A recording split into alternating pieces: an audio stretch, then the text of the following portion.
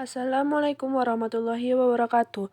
Perkenalkan nama saya Sylvia Sari Utami Putri dengan NIM 2522280. Di video ini saya akan menjelaskan tentang konsep sistem bus. Baik, di sini saya akan menjelaskan tentang konsep sistem bus. Poin pertama yang ada di dalam konsep sistem bus adalah yang pertama definisi dan fungsi sistem bus, yang kedua struktur interkoneksi, yang ketiga elemen perancang sistem bus, yang keempat prinsip operasi sistem bus, yang kelima contoh sistem bus, yang keenam perkembangan sistem bus. Selanjutnya yaitu definisi dan fungsi sistem bus. Sistem bus adalah jalur yang terdiri dari kabel dan konektor yang digunakan untuk membawa data antara perangkat komputer seperti CPU, RAM, video prosesor, hard disk, dan perangkat input-output. Bus menyediakan jalur komunikasi untuk data dan sinyal kontrol yang bergerak di antara komponen utama sistem komputer. Sedangkan fungsi utama dari sistem bus ini adalah untuk mentransfer data antara perangkat komputer. Setiap byte memori yang diakses oleh CPU harus melalui sistem bus. Yang selanjutnya yaitu struktur interkoneksi. Struktur interkoneksi bus adalah kumpulan lintasan yang menghubungkan berbagai komponen-komponen seperti CPU, memori, dan I/O yang saling berkomunikasi satu dengan lainnya. CPU membaca instruksi dan data, menulis data setelah diolah, dan menggunakan signal-signal kontrol untuk mengontrol operasi sistem secara keseluruhan. Berikut adalah bentuk dari struktur interkoneksi. Yang selanjutnya itu elemen perancangan sistem bus. Yang pertama jenis bus, dedicated atau multiplet. Yang kedua metode abstraksi atau pengaturan penggunaan bus, tersentralisasi atau terdistribusi. Yang ketiga timing, sinkron atau tak sinkron. Yang keempat lebar bus, semakin lebar bus data, semakin besar pula bit yang dapat ditransfer pada suatu saat. Yang kelima jenis transfer data. Materi selanjutnya yaitu prinsip operasi sistem bus. Operasi yang pertama yaitu pengiriman data ke modul lainnya. Yang pertama meminta penggunaan bus. Yang kedua, apabila telah disetujui, modul akan memindahkan data yang diinginkan ke modul yang dituju. Yang ketiga, setelah selesai, modul akan melepaskan bus. Operasi yang kedua yaitu menerima data dari modul lainnya, yaitu memeriksakan apabila ada permintaan penggunaan bus dari modul lainnya. Yang kedua, apabila ada, memeriksakan apakah data yang dituju ke modul tersebut. Yang ketiga, apabila ia menerima data dari bus yang menyimpannya di tempat yang diinginkan. Yang keempat, apabila tidak, mengabaikan data dari bus. Materi selanjutnya yaitu contoh sistem bus. Contoh yang pertama yaitu bus prosesor. Bus yang menghubungkan prosesor dengan memori utama atau chipset. Bus ini memiliki kecepatan tinggi dan lebar jalur yang besar. Sebagai contoh, Intel Pentium 4 memiliki bus prosesor dengan kecepatan 800 MHz dan lebar jalur 60 bit. Contoh bus yang kedua yaitu AGP. Bus yang menghubungkan kartu grafis dengan memori utama. Bus ini memiliki kecepatan lebih tinggi daripada bus PCI dan dapat mengirim data secara langsung ke memori utama tanpa melalui chipset. Sebagai contoh, AGP 8 kali memiliki kecepatan 533 MHz dan lebar jalur 32 bit. Contoh bus yang ketiga yaitu bus PCI. Bus yang menghubungkan berbagai perangkat eksternal dengan chipset.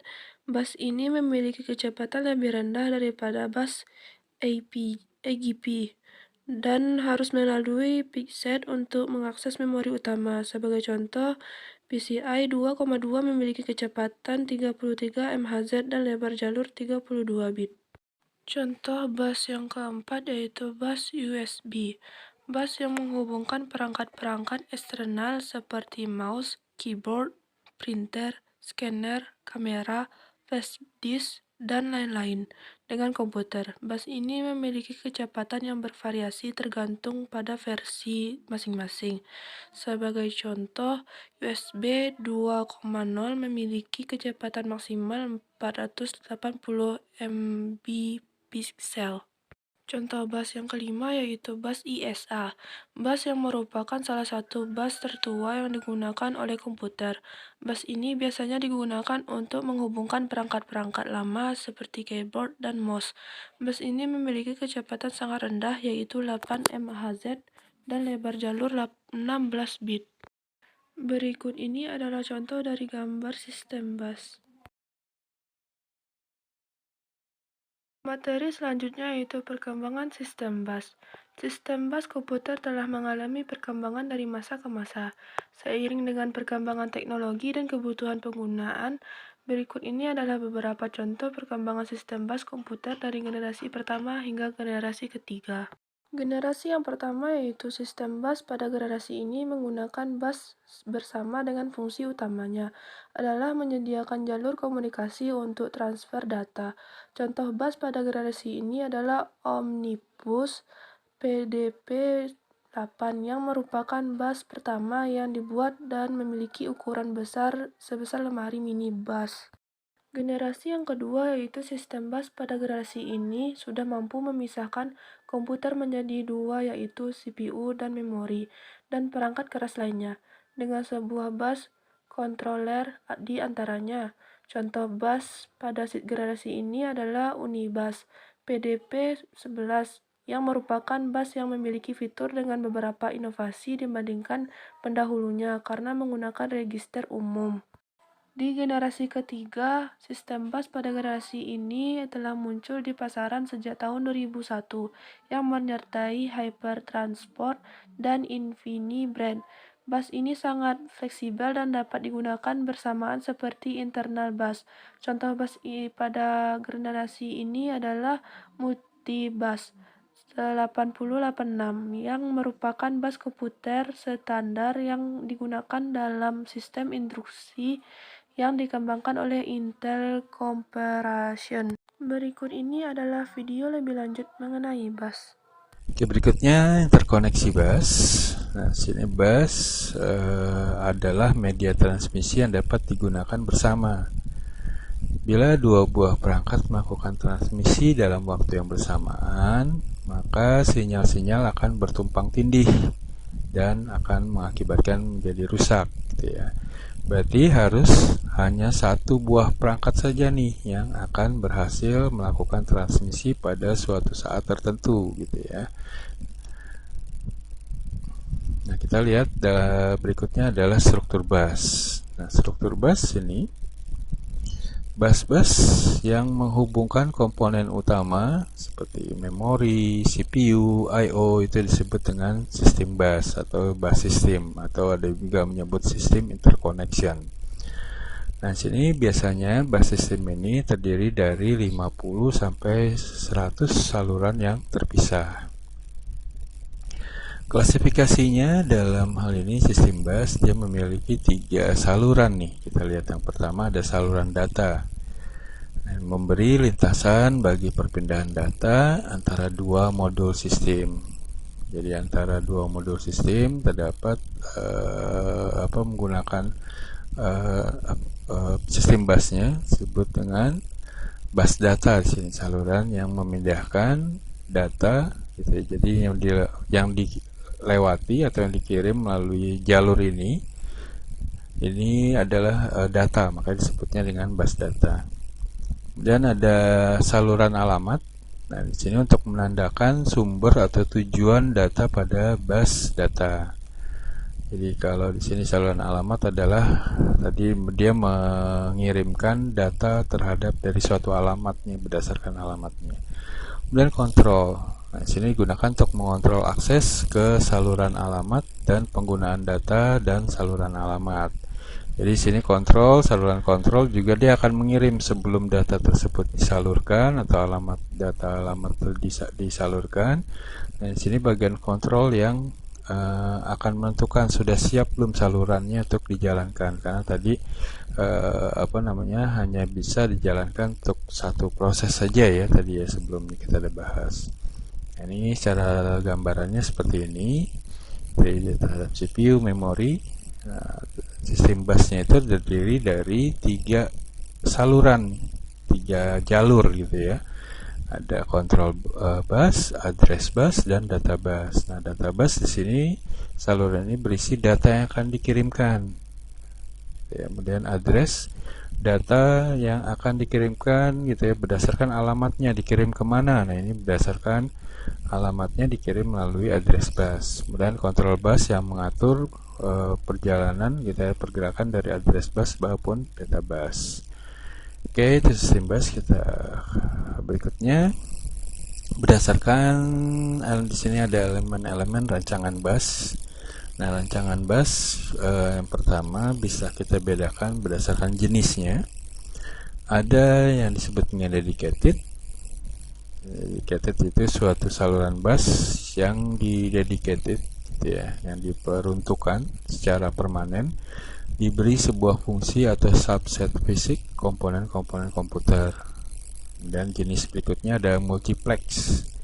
Nah, multiplex ini metode penggunaan saluran yang sama untuk berbagai keperluan. Ya, tadi kalau dedicated berarti dia menggunakan 3 saluran tadi, saluran data sendiri, alamat sendiri, kontrol, dan kalau multiplex digunakan untuk satu saluran sama gitu ya, untuk berbagai keperluan. Nah, tentu ada keuntungan dan kerugiannya dengan menggunakan kedua jenis ini. Kalau yang dedicated, throughput yang tinggi gitu ya, karena terjadi kemacetan yang kecil, jadi kemungkinan terjadi kemacetan data itu kecil kalau menggunakan yang dedicated, karena tadi data sendiri, alamat sendiri, kontrol sendiri gitu ya. Keuntungan kalau menggunakan multiplex, dia memerlukan saluran yang sedikit karena tadi satu digunakan untuk berbagai jenis, berbagai keperluan gitu ya, baik itu data, alamat ataupun kontrolnya. Itu yang multiplex. Namun dia juga keuntungannya menghemat ruang dan biaya. Kemudian ada kerugiannya nih. Kerugian kalau menggunakan dedicated, nah, dia meningkatnya ukuran dan biaya sistem gitu ya, karena tadi setiap saluran terdiri dari 3 tadi. Nah, sini kalau kerugian multiplex, rangkaiannya jadi lebih kompleks gitu ya. Terjadi penurunan kinerja karena dilakukan secara untuk segala keperluan gitu ya. Karena event-event tertentu yang menggunakan saluran bersama-sama tidak dapat berfungsi secara paralel gitu, karena dia harus menunggu banyak ya, itu banyak kerugiannya. Oke, dari berdasarkan jenis, kemudian berikutnya berdasarkan metode arbitrasinya. Ada yang tersentralisasi, yaitu sebuah perangkat hardware atau pengontrol bus arbitrer bertanggung jawab pada alokasi waktu pada bus. Ada juga yang terdistribusi. Nah, sini tidak terdapat pengontrol sentral ya, karena terdistribusi ya sini ya. Tapi setiap modul terdiri dari akses kontrol logik dan modul-modul bekerja sama untuk memakai bus secara bersama-sama. Kemudian berdasarkan timingnya nih, timing pewaktunya ada yang sinkronos, tentu kebalikannya ada asinkronos ya nanti ya. Nah, yang sinkronos ini terjadinya event pada bus ditentukan oleh clock. Ya, ditentukan sinkronos berdasarkan pewaktu. Kemudian ada asinkronos. Di sini terjadi event pada bus ditentukan oleh event sebelumnya secara asinkronos. Kemudian elemen-elemen rancangan bus berikutnya berdasarkan lebar bus. Nah, jadi semakin lebar bus data, semakin besar bit yang dapat ditransfer pada suatu saat. Itu makin besar. Misalkan kalau tadi contoh sebelumnya kita 16 bit, kemudian tentu ada 32 bit, 64 bit, 256 bit, dan seterusnya. Makin besar, semakin lebar, semakin besar juga bit yang bisa ditransfer dalam suatu waktu. Dan semakin lebar bus alamat, semakin besar range lokasi yang dapat direferensikan gitu ya, karena ya, penggunaan dari semakin bitnya besar, alamatnya tentu makin banyak juga yang bisa dialokasikan. Oke, berikutnya jenis transfer data. yang bisa dijalankan. Bisa dia melakukan read untuk pembacaan, dan write untuk penulisan, kemudian read, modify, write, dibaca kemudian dimodifikasi dengan cara ditulis, kemudian read after write, dia dibaca setelah ditulis gitu ya. Kemudian dia juga bisa transfer data melakukan blocking atau block sini. Berikutnya terkait dengan sistem bus, kita mengenal sini ada interconnection atau bus PCI ya, suatu slot yang mungkin digunakan di beberapa komputer, mungkin banyak ke arah PC ya, itu menggunakan bus PCI atau disingkat dengan Peripheral Component Interconnection atau PCI, disebut bus PCI. Nah, sini merupakan bus yang tidak tergantung pada prosesor. Nah, bus PCI ini berbandwidth tinggi serta dapat berfungsi sebagai mezanin atau bus peripheral. Nah, sini mezanin itu adalah bus berkecepatan tinggi yang sangat terintegrasi dengan sistem. Nah, sini PCI memberikan sistem yang lebih baik bagi subsistem I/O berkecepatan tinggi seperti graphic display adapter atau VGA card ya, adapternya, kemudian network interface controller, LAN card misalkan, ataupun disk controller, yaitu menggunakan PCI, menggunakan interkoneksinya gitu ya. Karena dibutuhkan kecepatan tinggi, dia menggunakan bus PCI ini salah satu contohnya. Dan PCI dirancang untuk mendukung bermacam-macam konfigurasi berbasiskan mikroprosesor, baik sistem mikroprosesor tunggal ataupun sistem mikroprosesor jamak atau yang lebih dari satu. Karena itu PCI memanfaatkan timing sinkronos, dan pola arbitrasinya dia menggunakan yang tersentralisasi untuk memberikan sejumlah fungsi. Oke, kemudian selain PCI, kemudian ada yang dikenal juga dengan Feature Bus Plus. Nah, apa nih Feature Bus Plus? Nah, Feature Bus Plus ini merupakan spesifikasi bus yang dapat digunakan untuk bus prosesor ke memori, atau yang dapat digunakan dengan PCI untuk mendukung peripheral berkecepatan tinggi. Nah, Feature Bus Plus ini merupakan standar bus asinkronus yang berkinerja tinggi yang dibuat oleh IEEE. Standarisasinya oleh IEEE. Kemudian Feature Bus Plus ini mendukung bus-bus data 32 bit, 64 bit, 128 bit, dan 256 bit gitu ya. Kemudian berikutnya Feature Bus Plus ini juga mendukung baik model terdistribusi maupun tersentralisasi. Kalau PCI kan tadi tersentralisasi ya. Kalau Feature Bus Plus ini dia bisa kedua-duanya didukung baik terdistribusi maupun tersentralisasi. Nah, Feature Bus Plus terdiri dari protokol-protokol paralel, terdistribusi penuh, dan arbitrase yang mendukung baik protokol circuit switch maupun protokol split transaction. Kemudian Feature Bus Plus menyediakan dukungan bagi sistem-sistem yang fault tolerant dan yang memiliki reliabilitas tinggi, serta menawarkan dukungan langsung terhadap memori berbasis CAC yang dapat digunakan bersama. Oke, itu duanya ya, mungkin ada dua contoh ya yang digunakan atau berkaitan dengan sistem bus ini. Ada PCI maupun Feature Bus Plus. Nah, sekarang apa nih kira-kira perbedaan dari keduanya nih antara PCI maupun Feature Bus Plus? Kalau PCI itu dia lebih ditujukan bagi implementasi yang murah yang membutuhkan bidang fisik secara minimal.